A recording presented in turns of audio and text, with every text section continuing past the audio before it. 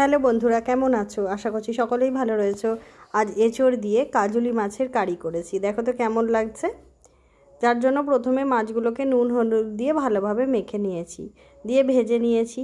আর এঁচোড় আর আলুটাকে সেদ্ধ করে নিয়েছি। তারপর একটা কড়াইতে তেল দিয়ে আমি দিয়ে দিলাম টমেটোটাকে ভাজতে ভাজতেই আমি দিয়ে দিচ্ছি যে এঁচোড় আর আলুটা সেদ্ধ করে রেখেছি সেটা। খুব সহজ, তোমরাও বাড়িতে খুব সহজেই বানিয়ে নিতে পারবে। তারপরে সবগুলোকে একসঙ্গে ভাজতে শুরু করেছি। ভিডিও ভালো লাগলে লাইক শেয়ার সাবস্ক্রাইব কমেন্ট করে একটু পাশে থেকে নতুন কোনো রেসিপি দেখতে চাইলে অবশ্যই কমেন্ট করো।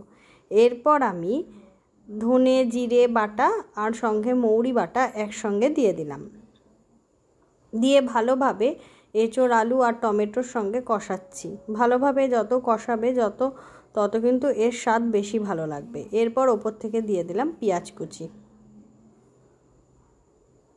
পেঁয়াজ কুচি দিয়ে ভালোভাবে এঁচোড় আলুর সঙ্গে কষাচ্ছি। দেখো প্রায় ভাজা ভাজা হয়ে গেছে। এবার আমি দিয়ে দিলাম স্বাদ মতন নুন,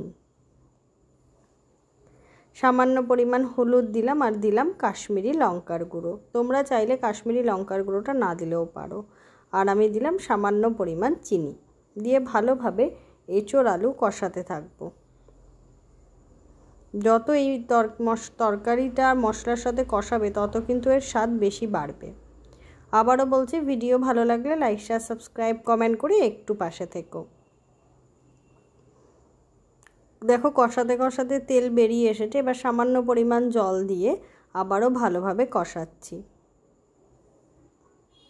যেহেতু এঁচোড় আলুটা সেদ্ধ করা, সেই ক্ষেত্রে বেশি জলের কিন্তু একদমই দরকার হবে না।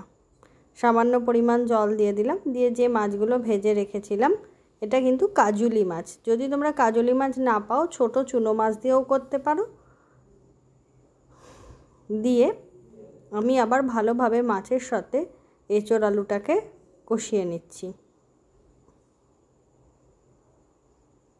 তরকারিটা ফুটে উঠেছে। বেশি জল কিন্তু আমি একদম দিইনি, কারণ আগে থেকে এঁচোড় আর আলুটা সেদ্ধ করে রেখেছিলাম বলে। দেখো দেখতে কত সুন্দর লাগছে, তাই না? তৈরি হয়ে গেল আমার এঁচোড় কারি কাজুলি মাছ দিয়ে। খেতে কিন্তু দারুণ হয়েছিল। দেখে বুঝতেই পারছো কতটা লোভনীয়। গরম ভাতের সাথে এটা কিন্তু খেতে অসাধারণ লাগে। আবারও বলছি, ভিডিও ভালো লাগলে লাইক শেয়ার সাবস্ক্রাইব কমেন্ট করে একটু পাশে থেকো। নতুন কোনো রেসিপি দেখতে চাইলে অবশ্যই কমেন্ট করে। কিন্তু আমি তোমাদের কাছে রিকোয়েস্ট করব, এভাবে একবার এই এঁচোড় কারিটা তোমরা বানিয়ে খাও। তারপর আমাকে ভিডিও করে বলো, কমেন্ট করে বলো যে কেমন লাগছে। সুস্থ থাকো, ভালো থাকো। পিচ্ছি পরের ভিডিওয়ে।